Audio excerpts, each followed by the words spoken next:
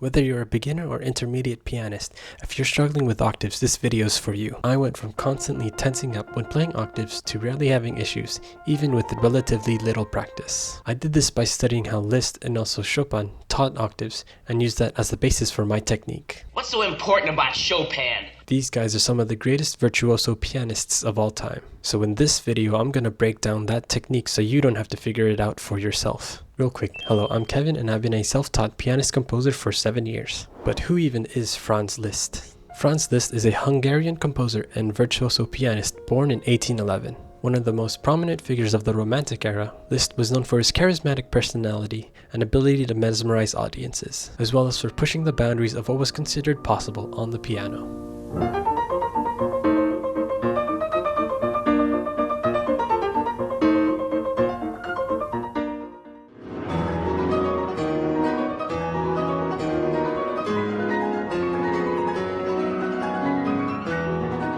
So if there's anyone to learn octaves from, I'd pick Liszt. But how did I even learn from Liszt?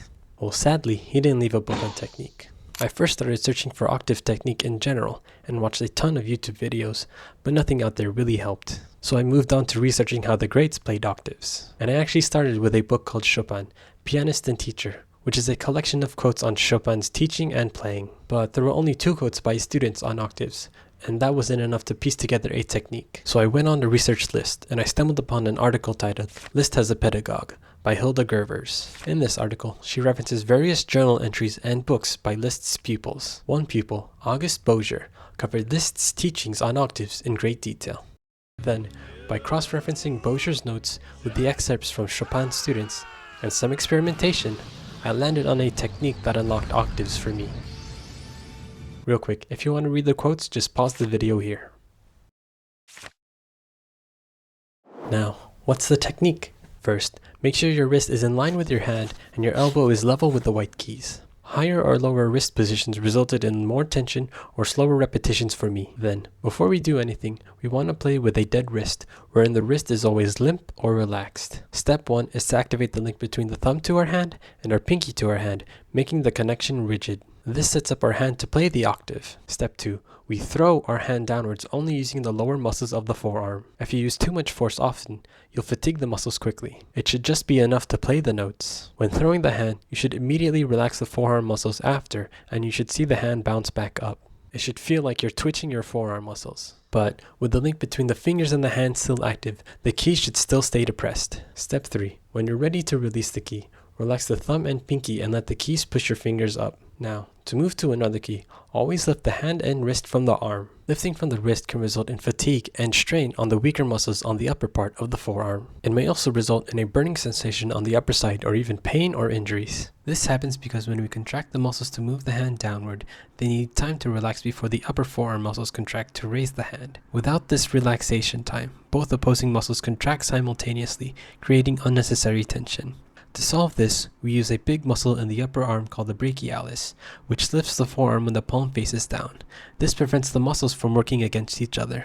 But how do you practice? I break it down into 3 stages. In stage 1, we want to increase speed with good technique. In this stage, only practice repeating one key. Focus slowly on going through each step. Link, throw, relax. Link, throw, relax. As you practice and improve, you will naturally play faster. In stage 2, we want to vary the dynamics without overstraining the muscles. So still repeat one key, but now vary the dynamics, going from piano to forte, then back. You may also follow some of the dynamic patterns shown here.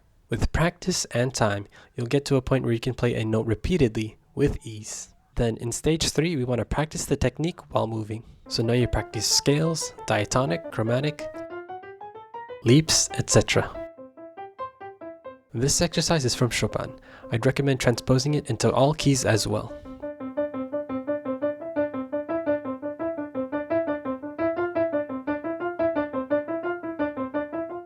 You'll only hurt yourself or build bad technique if you force yourself to play faster than what's comfortable in any of these stages.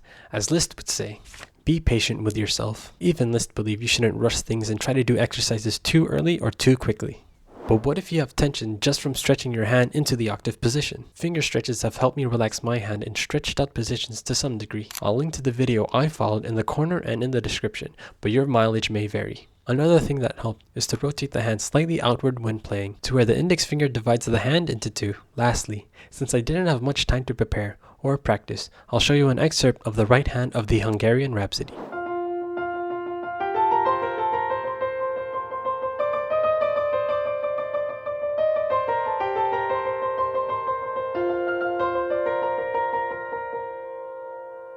But octaves isn't the only technique I've learned from the greats. In fact, if you have difficulty playing the way you want, you may have issues with finger control. That's why I compiled exercises that help in this video here. So watch that next if you want to be able to play the way you want while minimizing the amount of practice you need.